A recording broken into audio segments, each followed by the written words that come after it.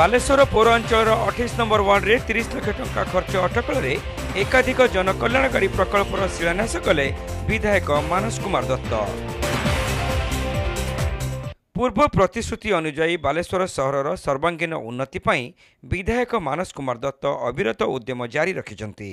एही क्रम रे बालेश्वर पौरपालिकार 28 नंबर वार्ड रे विभिन्न जनकल्याणकारी उन्नतिमूलक प्रकल्पर शिलान्यास करिछन्ति विधायक श्री दत्त।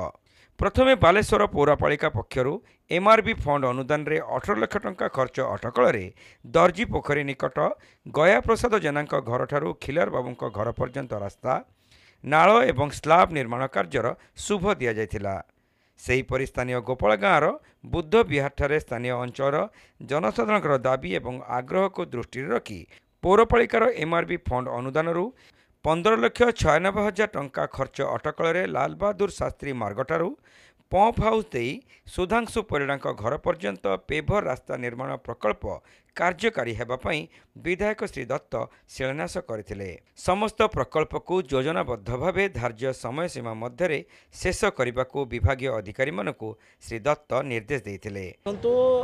बालेश्वर सहरांचल भितर जोठी आर्थ रोड अच्छी बा जोठी रास्तार पुनरुद्धार करिवार अच्छी राज्य सरकार स्वतंत्र अनुदान रे एमआईबी ग्रांट हो एसएफसी ग्रांट हो ये ग्रांट रू बालेश्वर को आउ गमनागमन यातायात कनेक्टिविटी को आउरी मजबूत करने एमती गली कंदी रास्ता को आउरी सुदृढ़ करने जो प्रयास अच्छी से प्रयास रे आज रानीपाटनार ये दर्जी पुखरी पाखरे ये अंचलटी सबु बेले जेहेतु नदीकूलिया अंचल सहित संलग्न अच्छी अल्प वर्षा हेले बा अल्प बन्या आसिले भी अंचल को पानी आस जाए तेणु केमिति सबुदिनिया रास्ता एठी कनेक्टिविटी भल हो पारिबो सेतिपई 18 लाख टंका व्यय एठी गोटे रास्तार आज शिलान्यास दिया जाइछि। बालेश्वर सहर को विशेष करी बालेश्वर पेरिफेरियल अंचल को जोठी मैसिव अर्बानाइजेशन आवश्यकता अच्छी आउ टिके शहरीकरण आवश्यकता अच्छी ताको ध्यान दे करके एक पदक्षेप निया जाउछि।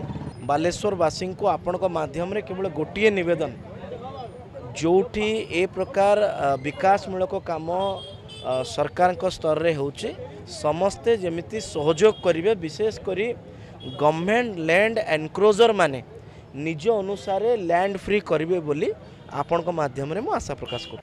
काउंसिलर गौरी दास पौरोहित्य आयोजित कार्यक्रम में बालेश्वर पौराध्यक्षा सविता साहू जोगदे पौरपालिका पक्षर जारी होइथिबा विभिन्न उन्नयनमूलक कार्य संपर्क में सूचना देथिले। देखंतु बालेश्वर म्युनिसिपालिटी पक्षर वर्तमान विभिन्न प्रकार रास्ता पेपर ब्लॉक सीसी रोड सब एबे शुभ दिया होछि। दुईटी रास्ता 28 नंबर वार्ड रो दुईटी रास्ता शुभ दिया होछि। गोटे होछि दरजी पोखरी पाखरे 18 लाख टंकार रास्ता गोटे शुभ दिखाई सेटा होछि कंक्रीट रोड हम कहीं सेटा बन्या अंचल तेणु सेटा कंक्रीट रोड कराहब। आ गोटे बुद्ध विहार अच्छी जोटा कि 14-15 लाख टंका भितर हम सेटा होछि पेपर ब्लॉक रो काम अच्छी तेणु यही भाव में सबू वार्ड वर्तमान शुभ दिखाई।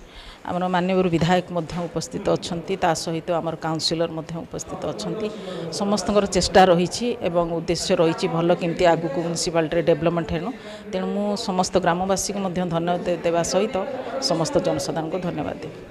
अन्यमानक मध्य पौरजंत्री सीमांचल मिश्र सांसद प्रतिनिधि चित्तरंजन पंडा पूर्वतन काउंसिलर जयप्रकाश दास उपेन्द्र शतपथी वरिष्ठ नेता गंगाधर राउत धीरज महांती प्रमुखों सह स्थानीय अंचलवासी उपस्थित रही ग्रामवासी आशा एवं आकांक्षा पूरण प्रयास एवं पदक्षेप कृतज्ञता जणाइथिले।